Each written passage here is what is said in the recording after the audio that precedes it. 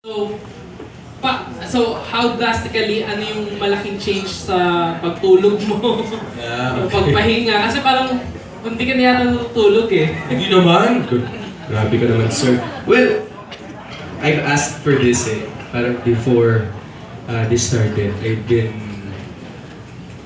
praying for jobs. Well, actually before Eat Bulaga, before Altam, after a few teleseries from GMA, parang I've been praying na sana there's gonna be quite a few projects that I could work on can sustain me as an actor, of course, stability-wise and financially, of course. So, yun nga, when you pray and when you have a sincere prayer at heart, bibigay talaga sa'yo eh.